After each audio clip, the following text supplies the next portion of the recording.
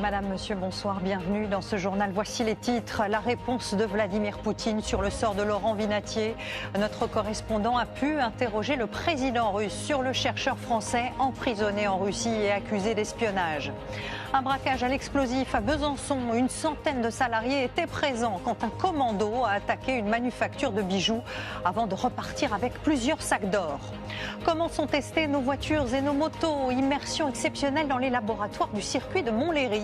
Solidité des carrosseries, tenue de route, résistance aux ondes. Vous apprendrez aussi le prix faramineux de ces mannequins bourrés de capteurs.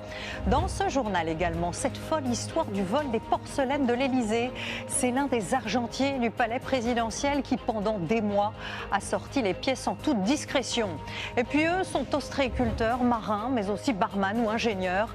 Les sauveteurs en mer de la SNSM sont tous bénévoles, des citoyens engagés qui s'entraînent sans relâche pour affronter les conditions les plus difficiles.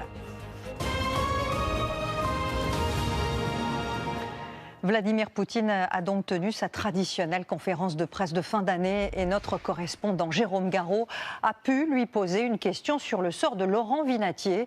Ce chercheur français classé agent de l'étranger avait été condamné à 3 ans de prison avant finalement d'être accusé d'espionnage. Le président russe a déclaré qu'il ne connaissait pas ce dossier. Benoît Cristal et Machala. Et c'est ainsi que se termine ce journal. L'information continue évidemment sur LCI Canal 15. Sur TF1, je vous laisse avec Bataille navale, le nouveau jeu présenté par Arthur. Merci infiniment de votre fidélité. Très belle soirée à vous et à demain dès 13h.